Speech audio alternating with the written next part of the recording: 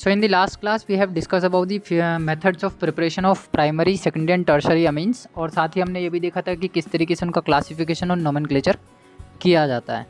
हमने यहाँ पर टोटल 4 तरीके की अमीन्स देखी थी, जिनमें हमने अमीन्स को क्लासिफाइड किया था 1 डिग्री में, 2 डिग्री में, 3 डिग्री में एंड देन 4 डिग्री में। क्वाटरनरी अमीन भी हमने देखा था, लेकिन ये क्वाटरनरी अमीन जो होते हैं वो अमीन सॉल्ट्स होते हैं सारे, क्योंकि इन अमीन सॉल्ट्स के अंदर क्या होता है, नाइट्रोजन पे पॉजिटिव चार्ज होता है और ये 4 वैलेंसीज को शो कर रहा होता है। जबकि प्राइमरी के अंदर यानी कि 1 डिग्री अगर मैं अमीन की बात करता हूँ तो 1 डिग्री अमीन का जो जनरल फॉर्मूला है जिसके बिहाफ पे हम इसको आइडेंटिफाई करते हैं, that is NH2 with single bond. Secondary के लिए आ जाता है डबल बॉन्ड NH, और टर्शरी के लिए आ जाता है 3 बॉन्ड और ये खाली है हमारे पास नाइट्रोजन। ये हमारे पास टर्शरी अमीन, प्राइमरी अमीन और सेकेंडरी अमीन का एक जनरल फंक्शनल ग्रुप है। इसी के अलावा क्वाटरनरी में हमने क्या देखा, क्वाटरनरी में हो जाता है कि नाइट्रोजन के ऊपर पॉजिटिव चार्ज आ जाता है और ये 4 वैलेंसीज को क्रिएट कर लेता है। ये जनरली किस में बनता है, ये सॉल्ट्स के अंदर बनता है। तो जो अमीन सॉल्ट्स होते हैं वो क्वाटरनरी अमीन को रिप्रेजेंट करते हैं। अब साथ ही यहाँ पे हम बात करेंगे फिजिकल प्रॉपर्टीज़ ऑफ अमीन को लेकर के। तो हमेशा याद रखना कि जब कभी भी अमीन्स की हम क्लासिफिकेशन या फिजिकल प्रॉपर्टीज़ की बात करें तो वो 2 कैटेगरी में करते हैं। एक कैटेगरी वो होती है जिसमें लोअर अमीन को कंसिडर किया जाता है, एक कैटेगरी वो होती है जिनमें हायर अमीन्स को कंसिडर किया जाता है। अब लोअर और हायर का क्या मतलब हुआ, जिनमें अगर मैं बात करता हूँ लोअर अमीन को लेकर के, जिनमें कार्बन 1 2 लेकर के 4 तक हो, कार्बन 1 से कार्बन 4 तक के जो अमीन्स बनते हैं वो सारे के सारे लोअर अमीन्स में आते हैं। और जहाँ पर इनको क्लासिफिकेशन में दे देता हूँ एलिफेटिक के लिए, जितने भी लोअर एलिफेटिक अमीन्स होते हैं वो सारे के सारे नेचर में गैस होते हैं और उनके अंदर सड़ी हुई मछली के जैसी स्मेल आती है, फिशी स्मेल उसको बोला जाता है। लेकिन अगर मैं बात करता हूँ कार्बन 5 से लेकर के कितने भी बड़े कार्बन हो सकते हैं, 10 20 50 60, कार्बन 5 से ग्रेटर वाले जितने भी अमीन्स बनेंगे एलिफेटिक अमीन्स, वो सारे के सारे गैसेस नेचर में नहीं होंगे, वो सॉलिड भी हो सकते हैं और लिक्विड भी हो सकते हैं। वो डिपेंड करेगा उनकी सर्कमस्टांसिस कंडीशन पे कि कौन सी कंडीशन के अंदर उनको प्रिपेयर किया गया है या फिर किस कंडीशन के अंदर वो रखे गए हैं। सेकेंडली अगर हम बात करें अमीन्स के को वाटर सॉल्युबिलिटी को लेकर के, तो जो लोअर अमीन्स होते हैं कार्बन 1 टू कार्बन 5 तक के जो अमीन्स होते हैं वो जनरली पानी में सोल्यूबल हैं, वाटर सोल्यूबल हैं। लेकिन जैसे ही कार्बन 5 से ग्रेटर अमीन हमारे पास आता है, यानी कि अमीन को जब मैं बात कर रहा हूँ RNH2, ये मेरे पास एक प्राइमरी अमीन है, इसमें जो R ग्रुप है अगर ये C4H9 और NH2 है तो ये पानी में सोल्यूबल है। लेकिन अगर ये C5H11 NH2 हो गया तो ये पानी में सोल्यूबल स्लाइटली होगा, यानी कि कार्बन 1 टू कार्बन 5 तक तो ये लेस, मतलब कार्बन 5 वाले की सोल्युबिलिटी हम बिल्कुल कैसी लेंगे, एक माइल्ड सोल्युबिलिटी लेकर के चलेंगे। लेकिन अगर ये कार्बन 6 की तरफ टर्न करता है, 6 कार्बन का कोई अमीन हम ले लेते हैं, तो उसकी सोल्युबिलिटी पानी में क्या हो जाएगी, कम हो जाएगी। तो यहाँ से क्वेश्चन आता है, अमीन्स के बहुत सारे एग्जाम्पल्स तुम्हारे सामने लिखे होंगे, इंक्रीजिंग और डिक्रीजिंग ऑर्डर हमसे पूछेगा। यानी कि सपोज मान लो कि कार्बन 1 वाला भी है अमीन, कार्बन 2 वाला भी है, कार्बन 3 वाला भी है, कार्बन 4 वाला भी है, कार्बन 5 वाला भी है, तो हमसे कहेगा arrange them in the increasing order of there solubility in water.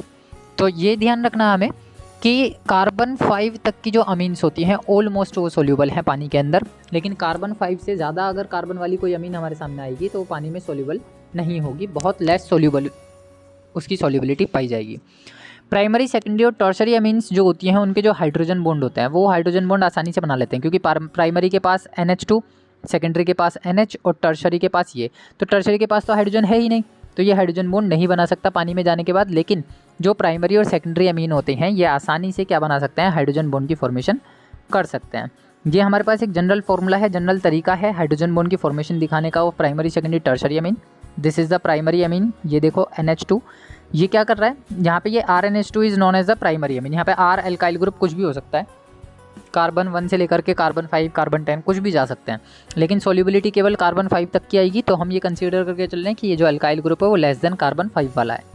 अब पानी में जब तुम इसे डालते हो तो पानी में जाकर के ये इंटरनल हाइड्रोजन बॉन्डिंग कर लेते हैं। इंटरनल हाइड्रोजन बॉन्डिंग का मतलब है कि ये अपने ही मॉलिक्यूल के साथ हाइड्रोजन बॉन्डिंग करते हैं, ना कि पानी के मॉलिक्यूल के साथ।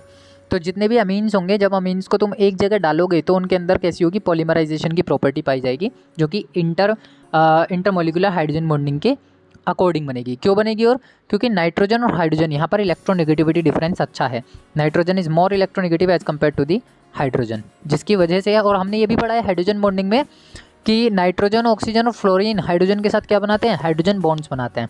अब वही काम यहाँ पर हो रहा है, नाइट्रोजन जो है हाइड्रोजन के साथ बॉन्ड बनाए हुए हैं, दूसरा अमीन का मॉलिक्यूल आएगा, उसका नाइट्रोजन पहले वाले अमीन के हाइड्रोजन के साथ रिएक्शन में पार्टिसिपेशन देगा और हाइड्रोजन बॉन्डिंग की फॉर्मेशन कर देगा।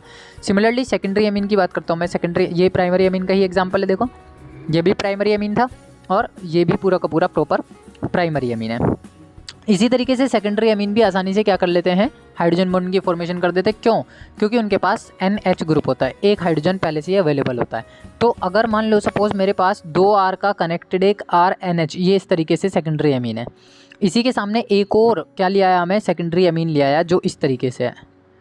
अब ये क्या करेगा, ये वाला नाइट्रोजन इसके हाइड्रोजन के साथ और ये वाला नाइट्रोजन इसके हाइड्रोजन के साथ हाइड्रोजन बॉन्डिंग की फॉर्मेशन कर देगा due to the presence of electronegativity difference between nitrogen and hydrogen. लेकिन अगर टर्शरी की मैं बात करता हूँ तो टर्शरी में केवल नाइट्रोजन प्रेजेंट होता है, यानी कि इसके साथ 3 R जुड़े होंगे, एक R, एक R, एक R। अब दूसरा मॉलिक्यूल मैं लेकर के आया, उसमें भी 3 R जुड़े हुए हैं।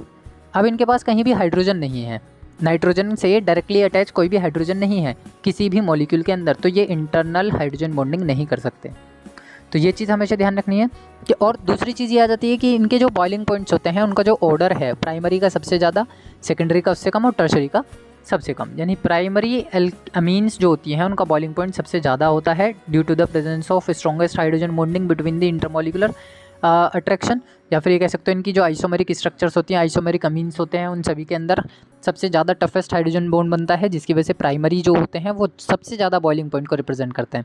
सेकेंडरी वाले थोड़े से कम करेंगे क्योंकि उनके पास नंबर ऑफ हाइड्रोजन बॉन्ड कम हो जाते हैं as compare to the primary, और टर्शरी वाले हाइड्रोजन बॉन्ड की फॉर्मेशन नहीं करते, जिसकी वजह से उनका बॉइलिंग पॉइंट सबसे कम होता है। इसी सीरीज़ में आगे अगर हम बात करें तो ये आ जाती है हमारे पास chemical properties of amines. Chemical properties में सबसे पहली प्रॉपर्टी हम कंसीडर करते हैं इनकी बेसिसिटी को लेकर के, क्योंकि नाइट्रोजन का मॉलिक्यूल है, नाइट्रोजन का कंपाउंड है, और नाइट्रोजन का जो सबसे लीस्ट कंपाउंड होता है दैट इज़ अमोनिया। अगर हम नाइट्रोजन के हाइड्राइड की बात कर रहे हैं तो वो कैसा होता है, बेसिक इन नेचर होता है।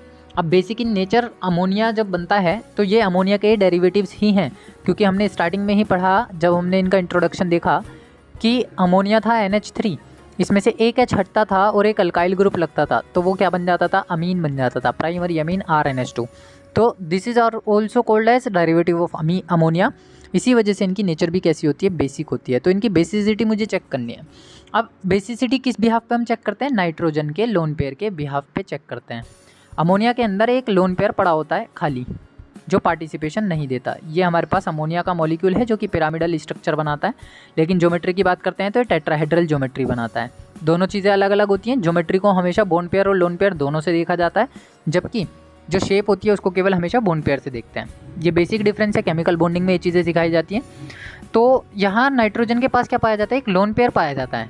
अब लोन पेयर जो नाइट्रोजन का है, लोन पेयर के जो इलेक्ट्रॉन्स हैं वो आसानी से किसी भी एक एसिड से हाइड्रोजन को या प्रोटॉन को एक्सेप्ट कर सकते हैं, इसलिए ये कैसा होता है, बेसिक इन नेचर होता है। यहाँ पर हो क्या रहा है, ध्यान से सुनो कि नाइट्रोजन के पास जो ये लोन पेयर है ये आसानी से किसी भी एसिड के कांटेक्ट में आकर उस एसिड के प्रोटॉन को एक्सेप्ट कर सकता है, क्योंकि ये जो इलेक्ट्रॉन्स यहाँ पर पड़े हुए हैं, इलेक्ट्रॉन पेयर यहाँ पड़ा हुआ है, ये -I इंडक्टिव इफेक्ट को रिप्रेजेंट करता है। इसका डाइपोल मोमेंट नाइट्रोजन से इलेक्ट्रॉन पेयर की तरफ शिफ्ट होता है। जैसे ही कोई एसिड इसके कांटेक्ट में आएगा तो वो अपने अंदर से प्रोटॉन को रिलीज़ करेगा और वो प्रोटॉन डायरेक्टली कांटेक्ट में आ जाएगा इन इलेक्ट्रॉन्स के, जिसकी वजह से हम ये कहते हैं कि जो अमीन्स होती हैं इनके जो लोन पेयर ऑफ इलेक्ट्रॉन्स होते हैं वो आसानी से किसी भी एसिड के थ्रू प्रोटॉन को एक्सेप्ट कर लेते हैं।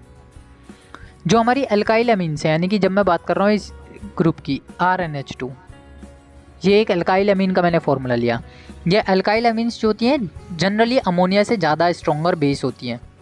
अब अमोनिया के अंदर क्या है, 3 हाइड्रोजन है कनेक्टेड सीधे सीधे, लेकिन यहाँ पर कौन सा ग्रुप आ गया, इलेक्ट्रॉन रिलीजिंग ग्रुप और आ गया, जिसकी वजह से यहाँ पर इसकी बेसिसिटी क्या हो जाती है, इंक्रीज़ हो जाती है।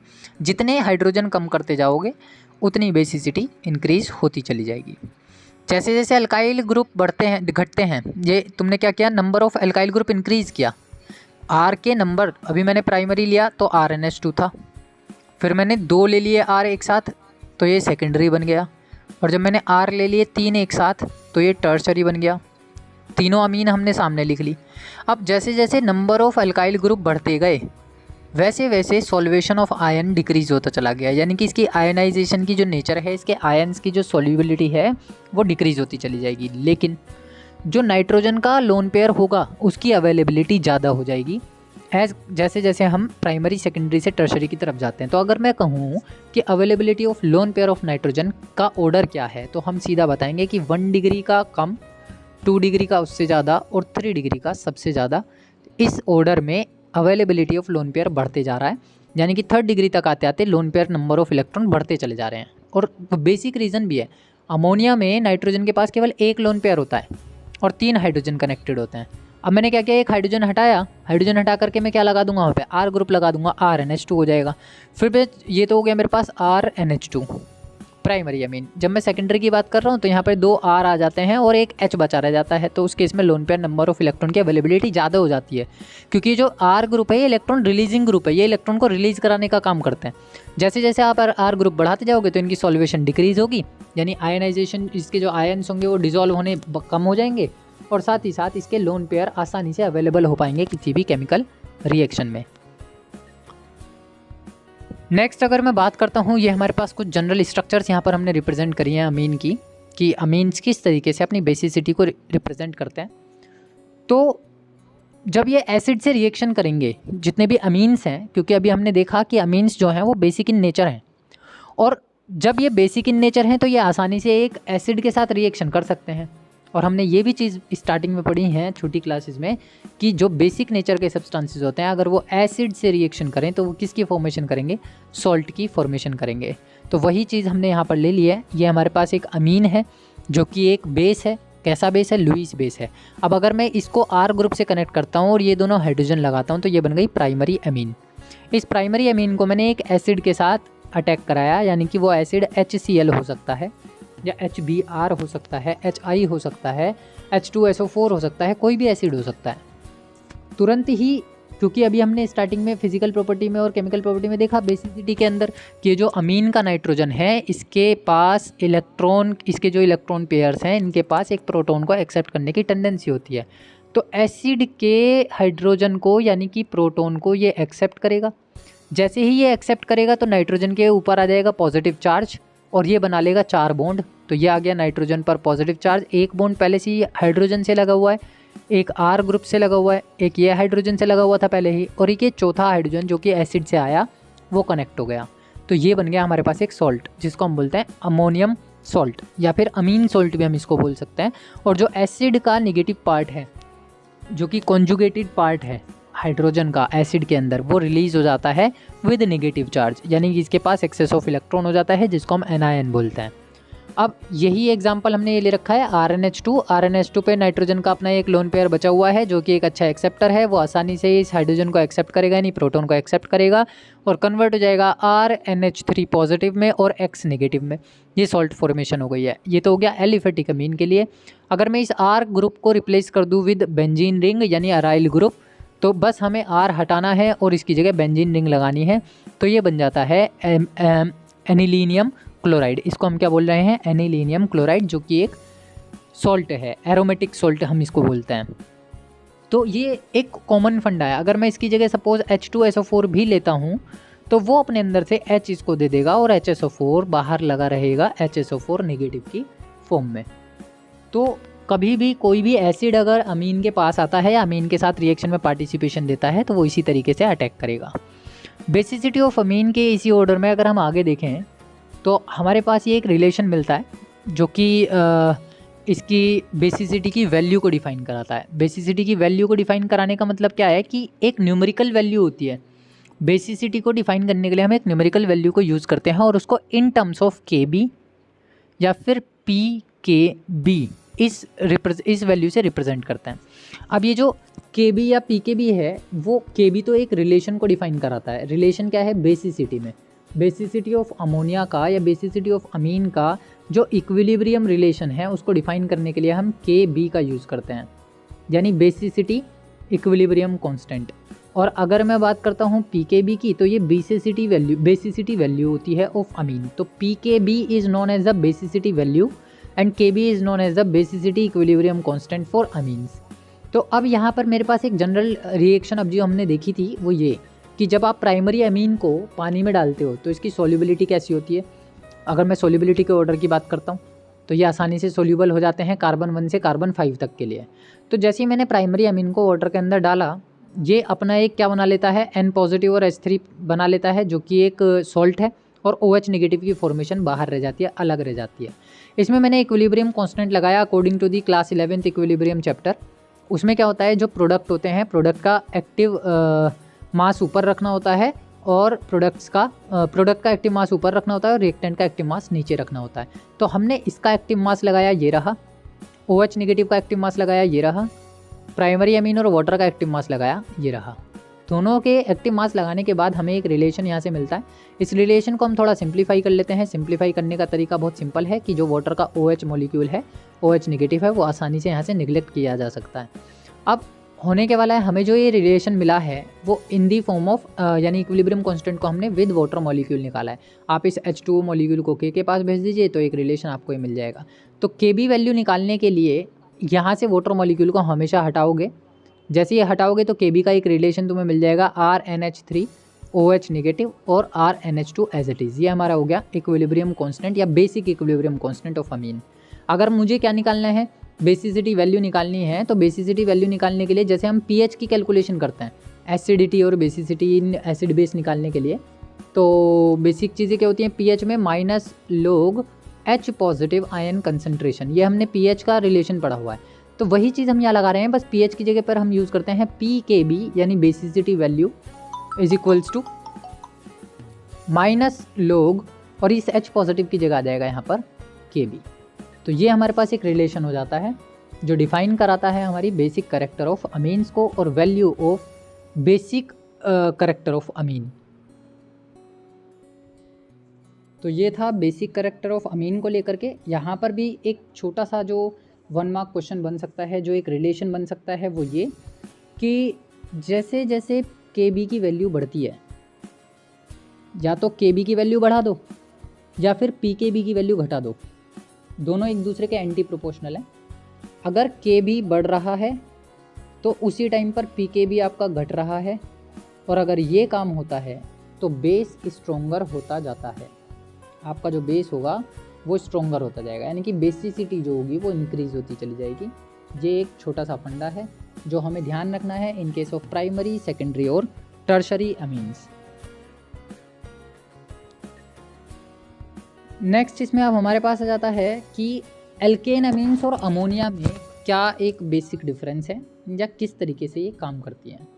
तो इस चीज़ को समझने के लिए हमारे पास छोटा सा एक रिएक्शन इक्विलिब्रियम हमने लिया।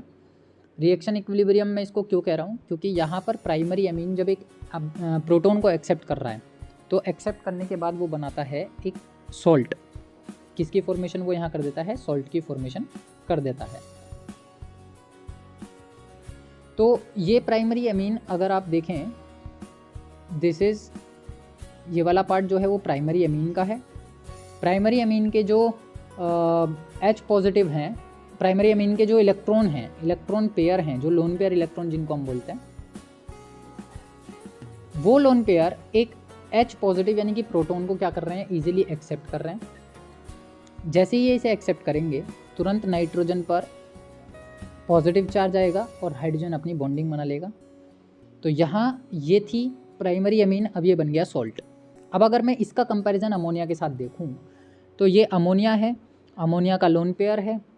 ये lone pair H positive ion के साथ रिएक्शन में पार्टिसिपेशन कर रहा है। वो H पॉजिटिव सीधा सीधा नाइट्रोजन के साथ जाएगा और कनेक्ट हो जाएगा, तो ये बन जाएगा ammonium salt NH4 positive. This is known as ammonium ion.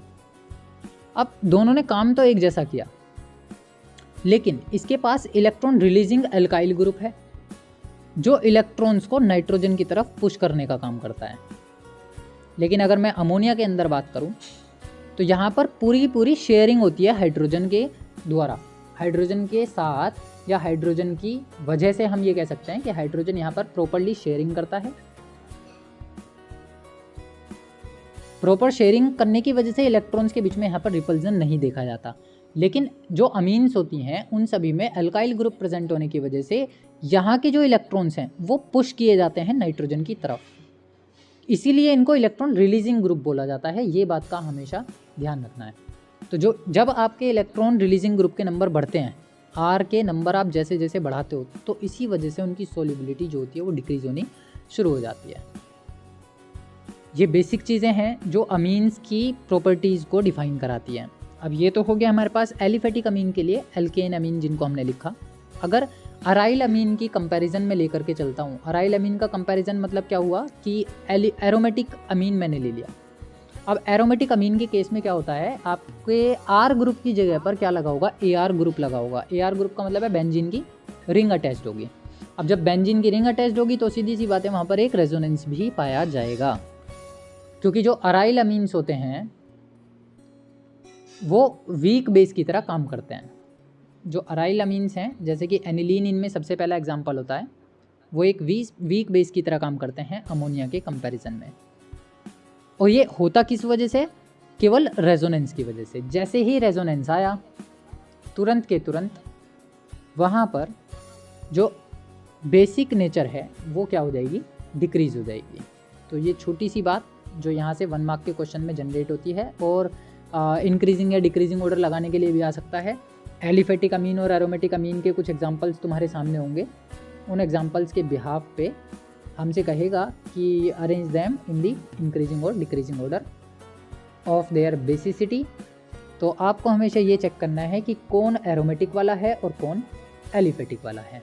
अगर एलिफेटिक है तो वो ज़्यादा बेसिक है, अगर एरोमेटिक है तो वो कम बेसिक है। तो हमारे पास ये एक छोटा सा हमने क्या किया है कि जो लोन पेयर ऑफ इलेक्ट्रॉन्स होते हैं वो प्रोटोनेशन के लिए लेस अवेलेबल हो जाते हैं in case of aromatic amines, क्योंकि वो जो लोन पेयर होंगे वो किस चीज़ में इन्वॉल्व हो जाएंगे, रेजोनेंस को दिखाने में इन्वॉल्व हो जाएंगे। और अगर रेजोनेंस को दिखाने में वो लोन पेयर इन्वॉल्व हो गए तो सीधी सी बात है उसकी बेसिक नेचर क्या पड़ जाएगी, कमज़ोर पड़ जाएगी। क्योंकि जो बेसिक नेचर है वो डिपेंड करती है लोन पेयर की ऊपर। जितने लोन पेयर अवेलेबल हो पाए उतनी बेसिक नेचर बढ़ेगी, जितने लोन पेयर अवेलेबल नहीं हो पाए उतनी बेसिक नेचर कम हो जाएगी। अब यहाँ पर वही चीज़ दिखाई दे रही है कि ये जो अमीन है, इस अमीन के नाइट्रोजन की जब मैं बात कर रहा हूँ, नाइट्रोजन के पास जो लोन पेयर है वो सबसे पहले शिफ्ट करता है इस कार्बन पर। जैसे ये कार्बन पर शिफ्ट करता है उसी टाइम पर ये वाला डबल बॉन्ड शिफ्ट हो जाता है नेक्स्ट कार्बन के ऊपर। अब जैसे हमने स्टार्टिंग में अल्कोहल फिनॉल के अंदर रेजोनेटिंग स्ट्रक्चर्स देखी थी, सेम रेजोनेटिंग स्ट्रक्चर्स यहाँ पर ही चलती चली जाएंगी। इन रेजोनेटिंग स्ट्रक्चर्स का हम हाइब्रिड बना लेते हैं, और हाइब्रिड हमें देखने के लिए क्या मिल जाता है, NH3 पॉजिटिव से ऑल्टरनेट पोजीशन पर बॉन्ड ऑर्डर चेंज होता जाएगा, बॉन्ड चेंज होते चले जाएंगे। एक बार मैं फिर भी रिकॉल करा देता हूँ कि किस तरीके से यहाँ पर इलेक्ट्रॉन की शिफ्टिंग हो रही है। तो इलेक्ट्रॉन की शिफ्टिंग कराने के लिए सबसे पहले लोन पेयर इस कार्बन पर शिफ्ट होगा जो यहाँ पर बैठा हुआ है। जैसे ही यहाँ पर इलेक्ट्रॉन शिफ्ट होंगे उसी टाइम पर अगला वाला कार्बन यहाँ से इलेक्ट्रॉन्स को अपनी तरफ खींच लेगा।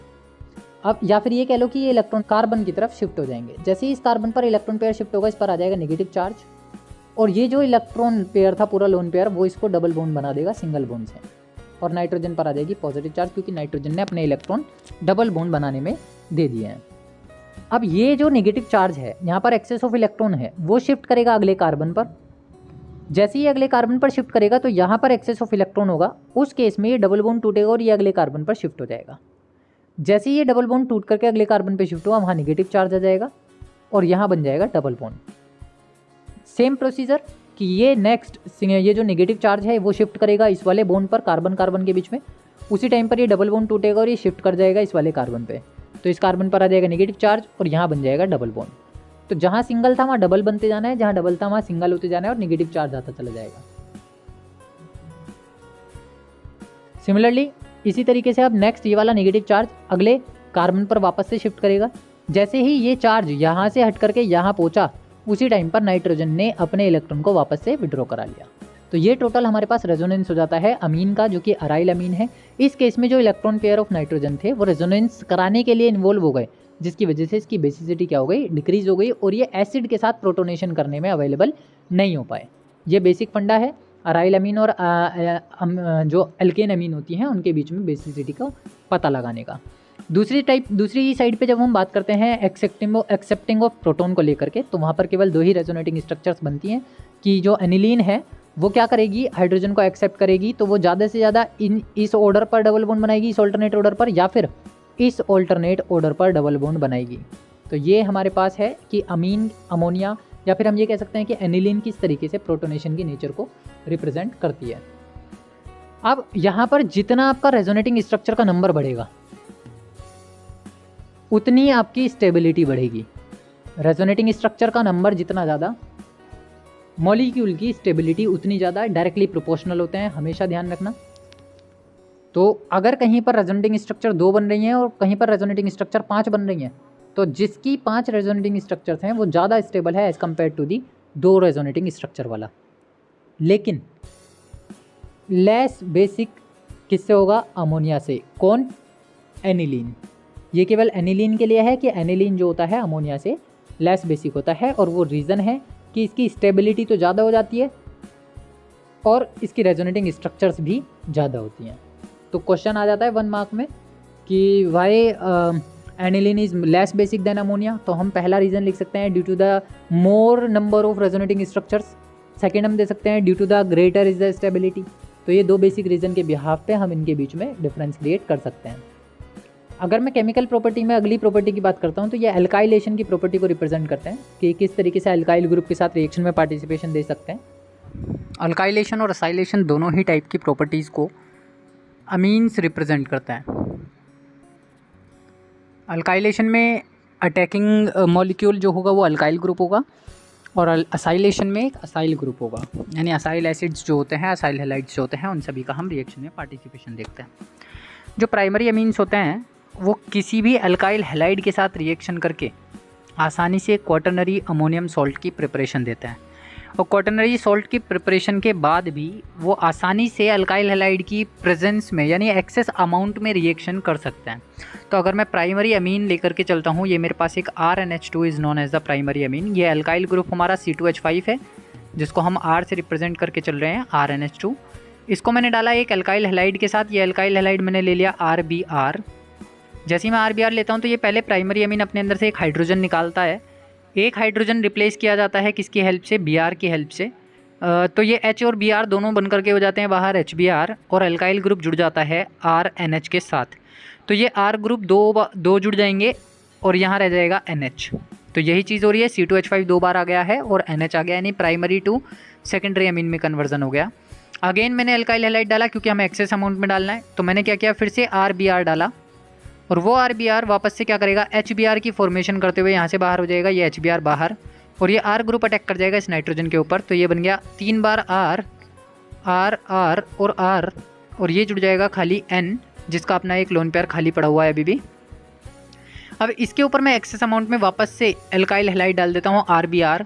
तो ये क्या काम करने वाला है, यहाँ से Br नेगेटिव पार्ट अटैक करेगा इसके साथ, और जो R ग्रुप है वो कनेक्ट हो जाएगा इस नाइट्रोजन के साथ, जिसकी वजह से नाइट्रोजन पर आ जाएगा पॉजिटिव चार्ज, यानी कि ये बन जाएगा क्वाटरनरी अमीन। तो क्वाटरनरी अमीन बनने के लिए 4 R ग्रुप जुड़ जाएंगे जो कि लोन पेयर के साथ कनेक्ट हुआ है, और एक Br नेगेटिव पार्ट जुड़ जाएगा जो नाइट्रोजन के साथ जुड़ेगा। तो नाइट्रोजन पर पॉजिटिव पार्ट पॉजिटिव चार्ज और Br पर negative charge, this is known as the salt, जिसको हम क्या बोल देते हैं, डायजोनियम सोल्ट भी बोल देते हैं। तो डायजोनियम सोल्ट का जो जनरल फॉर्मूला है वैसे तो वो ये होता है, इसके ऊपर बेंजीन रिंग के ऊपर N2Cl, यहाँ पर Br भी हो सकता है, I भी हो सकता है, वैसे जनरली Br और Cl को ही कंसीडर किया जाता है डायजोनियम सोल्ट की प्रिपरेशन में।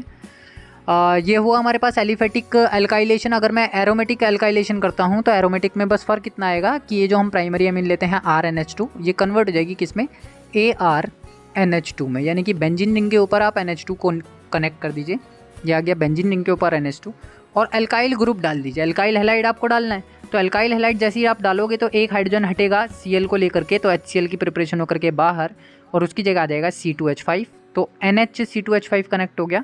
अगेन मैंने इसके ऊपर क्या डाल दिया, इस बार C2H5 डाला दोबारा से, तो एक हाइड्रोजन ये वाला फिर से वापस Br को लेकर के बाहर हो जाएगा यहाँ से HBr की प्रिपरेशन करता हुआ।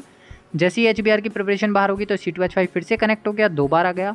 अगेन मैंने क्या किया, एक्सेस अमाउंट में डाला अल्काइल हैलाइड, तो फिर से क्या होगा, C2H5 ग्रुप कनेक्ट हो जाएगा नाइट्रोजन के लोन पेयर से, और ब्रोमीन ग्रुप जुड़ जाएगा नाइट्रोजन पॉजिटिव के साथ। तो ये मेरे को मिल जाता है ट्राईथाइल एनिलीनियम ब्रोमाइड। ये हमारा एक डायजोनियम सॉल्ट की प्रिपरेशन के साथ रिप्रेजेंटेशन देता है। इसी सीरीज़ में हम अल्काइलेशन के साथ साथ असाइलेशन की बात करते हैं। तो असाइलेशन में ग्रुप चेंज हो जाएगा केवल, बाकी जो फिनोमिना है, रिएक्शन का जो प्रोसेस है वो सेम बना रहेगा, कि यहाँ पर न्यूक्लियोफिलिक सब्स्टिट्यूशन रिएक्शन चलती है एनहाइड्राइड्स के केस में और एस्टर्स के केस में। यानी कि अगर मैं प्राइमरी सेकेंडरी अमीन्स की बात करता हूँ जो कि एलिफेटिक या एरोमेटिक होती हैं, वो एसिड क्लोराइड्स के साथ एनहाइड्राइड्स के साथ और एस्टर्स के साथ न्यूक्लियोफिलिक सब्स्टिट्यूशन रिएक्शंस को रिप्रेजेंट करती हैं। न्यूक्लियोफिलिक सब्स्टिट्यूशन रिएक्शन का क्या मतलब हुआ कि वहाँ पर इनका जो न्यूक्लियोफाइल होगा अटैकिंग मॉलिक्यूल का, वो आएगा और दूसरे चीज़ को रिप्लेस करेगा, उसकी जगह सब्स्टिट्यूट करेगा। तो हमने ये ले लिया प्राइमरी अमीन जो कि RNH2 है, बस उसको हमने क्या किया है, एक्सपेंशन फॉर्म में लिखा है, एक्सपेंडेड फॉर्म में लिखा है। तो this is the primary Amin. Primary amine पे हमने डाला एसिड क्लोराइड जो कि CH3COCl, ये है एसिड क्लोराइड है जो असाइलेशन को रिप्रेजेंट करेगा। ये एक बेसिक मीडियम की रिएक्शन होगी, यानी कि इसको बेसिक मीडियम में आपको रिप्रेजेंट करना होगा। आप यहाँ पे OH नेगेटिव की हेल्प ले सकते हैं बेसिक मीडियम के लिए, अदरवाइज आप NaOH या KOH को भी डाल सकते हैं, लेकिन उसकी जो माइल्ड कंडीशंस होंगी वो थोड़ी सी स्लो डाउन हो जाएंगी, यानी कि एक माइल्ड रिएक्शन को रिप्रेजेंट करेगा। तुरंत होने क्या वाला है यहाँ पे, ऑक्सीजन क्योंकि एक इलेक्ट्रॉन विड्रॉइंग ग्रुप होता है, ये कार्बन से इलेक्ट्रॉन को विड्रॉ करा लेगा अपनी तरफ, जिसकी वजह से ऑक्सीजन पर आ जाएगा नेगेटिव चार्ज, कार्बन पर आ जाएगा पॉजिटिव चार्ज, बीच में बन जाएगा ये सिंगल बॉन्ड और वापस ऊपर CH3 और ये Cl एज इट इज जुड़ा हुआ है। अभी जो पॉजिटिव वाला पार्ट होगा ये नाइट्रोजन के लोन पेयर के साथ अटैक करेगा, सीधे जाकर के कंबाइन हो जाएगा, और जैसे ही ये कार्बन पॉजिटिव N के लोन पेयर के साथ कनेक्ट होगा तो ये हमारे पास एक इंटरमीडिएट बनेगा। अब ये इंटरमीडिएट जो बना है इसके ऊपर वो क्या हो गया, नाइट्रोजन पे पॉजिटिव चार्ज, क्योंकि नाइट्रोजन का लोन पेयर इन्वॉल्व हो चुका कार्बन के साथ बॉन्डिंग बनाने में। उसी टाइम पर क्लोरीन क्या करेगा, अपने इलेक्ट्रॉन को विड्रॉ कराएगा और ऑक्सीजन वापस से अपने इलेक्ट्रॉन जो एक्सेस में थे उनको डबल बॉन्ड में कन्वर्ट कर लेगा, और यहाँ से ये वाला H पॉजिटिव और ये वाला Cl नेगेटिव HCl की फॉर्मेशन करते हुए हो जाएंगे बाहर, जो कि क्या कहलाएगा, N इथाइल इथेनामाइड। इसका नाम क्या बन गया, N इथाइल। N क्यों यूज़ किया जा रहा है, क्योंकि ये सेकेंडरी अमीन है। सेकेंडरी अमीन के नोमेनक्लेचर में मैंने बताया था एक बार N यूज़ किया जाता है, और टर्शरी अमीन के नोमेनक्लेचर में 2 बार N यूज़ किया जाता है। तो IUPAC नोमेनक्लेचर को एक बार रिकॉल कर लेना, रिवीजन कर लेना, उसके बिहाफ पे हम इनके IUPAC नेम की फॉर्मेशन यहाँ करते हैं। सिमिलरली एक और एग्जाम्पल हम यहाँ लेकर के चल रहे हैं, N इथाइल इथेनामाइड जो हमारा बना है, इसमें बस क्या किया हमने, ये इसकी जगह पर इसका एक चचेरा भाई ले लिया N इथाइल इथेन अमीन। N इथाइल इथेन अमीन का क्या मतलब हुआ कि ये हमारे पास थी प्राइमरी अमीन, ये हमारे पास है सेकेंडरी अमीन। इस सेकेंडरी अमीन में क्या क्या है, 2 R ग्रुप कनेक्टेड है और एक NH हमारा फंक्शनल ग्रुप है जो सेकेंडरी अमीन के फंक्शनल ग्रुप को रिप्रेजेंट करता है। ये हमारा एसाइल हैलाइड यानी एसाइल क्लोराइड है।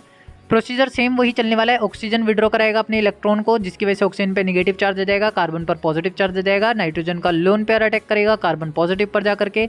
उसी टाइम पर ये वाला हाइड्रोजन से नाइट्रोजन अपना इलेक्ट्रॉन विड्रॉ कराएगा, नाइट्रोजन पर पॉजिटिव चार्ज बनेगा और हाइड्रोजन यहाँ से रिप्लेस कर देगा किसके साथ, Cl के साथ होता हुआ। जैसे ही ये काम होगा उसी टाइम पर ये ऑक्सीजन जो नेगेटिव चार्ज के साथ आया था जिस तरीके से यहाँ पर वापस अपने बॉन्ड को फॉर्म करेगा और डबल बॉन्ड की फॉर्मेशन कर देगा।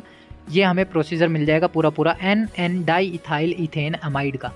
प्रोसेस सेम है, केवल हमने क्या किया है, हाइड्रोजन की जगह पर एक और एल्काइल ग्रुप इसके अंदर इंट्रोड्यूस किया है। तो ये हमारे पास होती है एसाइलेशन की प्रॉपर्टी। नेक्स्ट ये है